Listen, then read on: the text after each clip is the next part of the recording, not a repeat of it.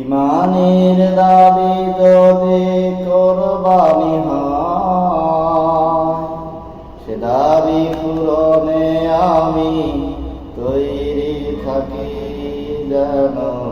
ও গো দয়াময়, প্রভু দয়াময়, ও গো দয়াময়, প্রভু দয়াময়। ইমানের উপমাদে অগ্নি শিখা, কাজ হলো শুধু তা জ্বলতে থাকা। তেমনি করে